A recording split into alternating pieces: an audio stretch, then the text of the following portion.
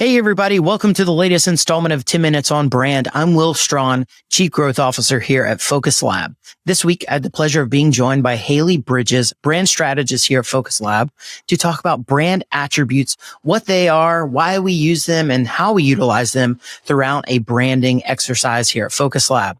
With that, we'll go ahead and jump into our conversation.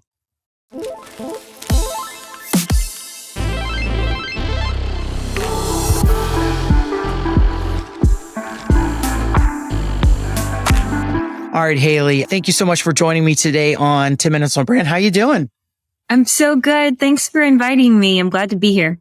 Yeah, my pleasure. So the topic for today is brand attributes, and you are one of the most qualified people I know to talk about this because you dabble in brand attributes with basically every client project that you work on here at Focus Lab. But to get things started, would you mind giving us a quick definition of what brand attributes are?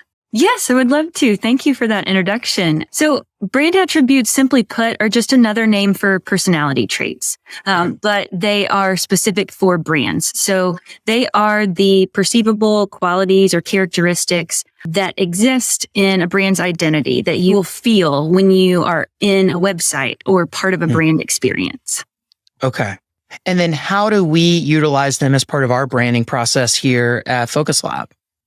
Where do I start? Yeah. So in brand strategy, they are one of the very first things that we identify and land on with our clients. They are a foundational element for all of the work that we do in strategy. We use the brand attributes to gauge manifestations of the identities. When we have aligned on the unique definitions of those attributes and we're all on the same page with how they're functioning and what those definitions are, we start using them in all of the research and evaluation because we want to find ways that we can express those where they're most powerful, where they're most impactful. That starts with when we're understanding who the audience is, what their needs are, and how those attributes can meet those needs. It comes into play in the competitive landscape when we're looking at how can attributes create distinction or create space among some of the saturation that we see with competitors. They start with week one and they carry us through the whole project.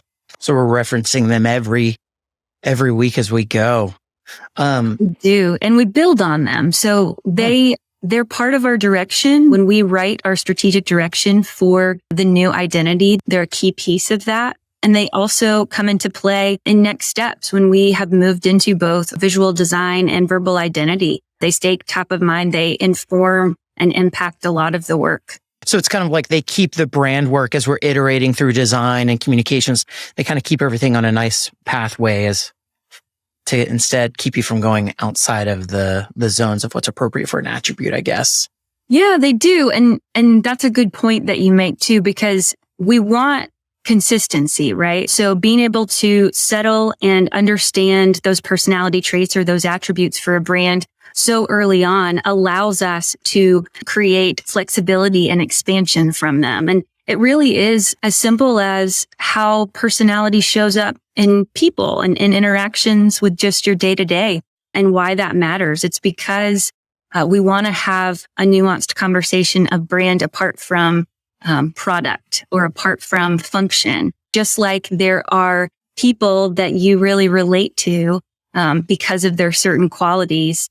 There are going to be customers that really relate to your brand aside from the product that you're selling them.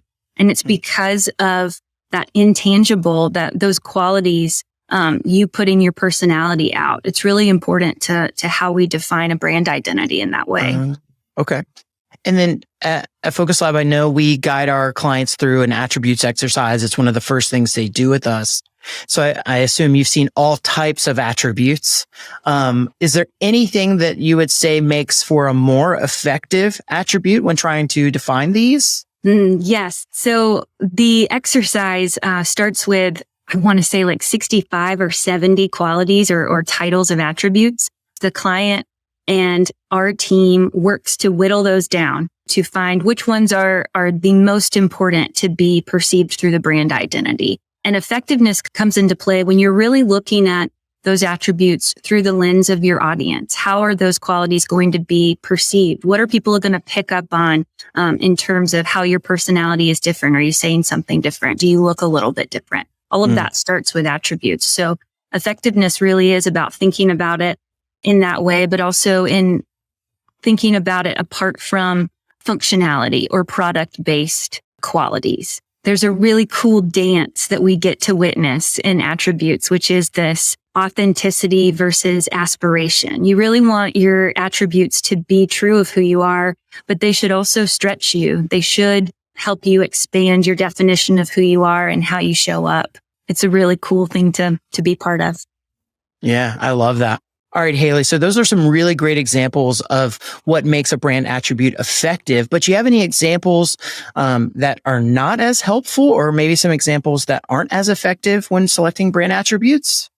Yes, that's a great question. It's a common one that we get a lot. I think a good test for answering this is to ask yourself, would anyone else in my competitive space want to be this?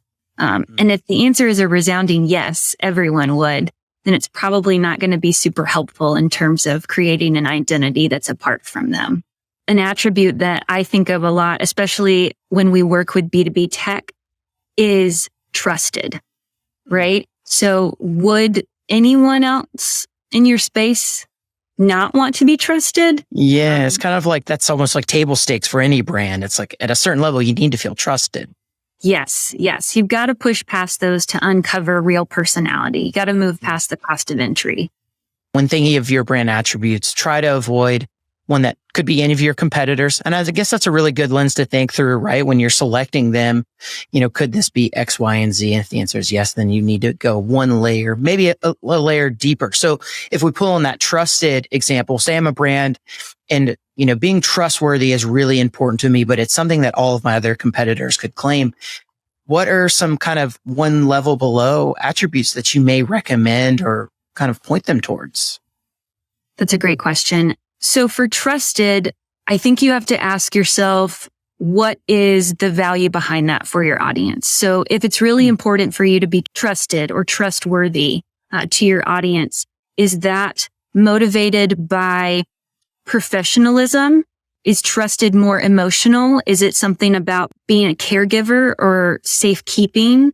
All of those qualities or fears and needs that can be unpacked from your audience's feelings and your audience lens, I think will help you dig deeper and help you get more specific and more unique into why trusted needs to show up in a different way than just table stakes.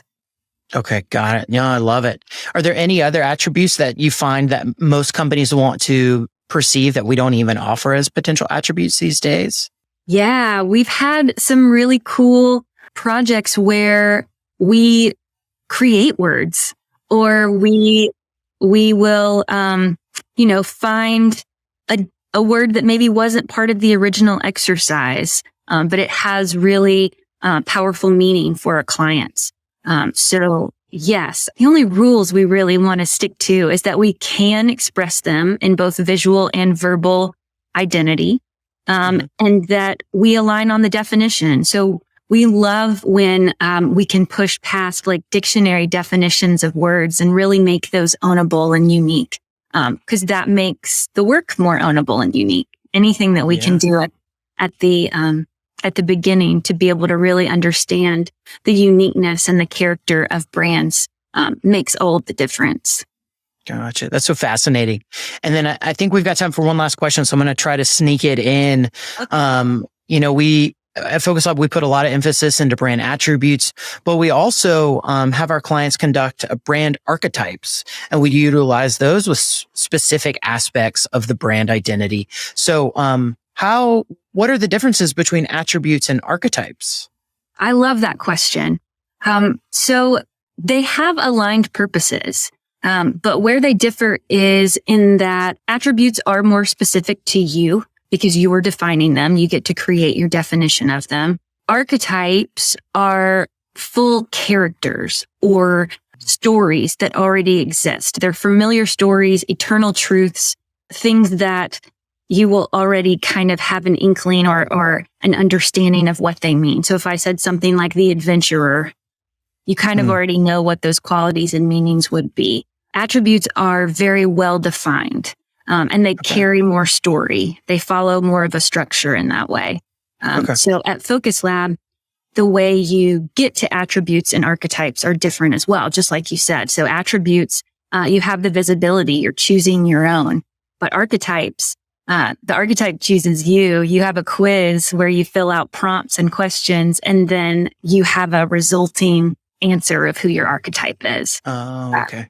So we pair them together a lot. And usually we're able to find some great commonality, some great overlap between the ways in which they can work together. In that way, they really create even more distinction and ownability. That's awesome. Well, perfect. Well, thanks so much, Haley. We're at our time. Thank you so much. I loved being here. Yes, let's do it again. Cool. All right, Haley. Take care.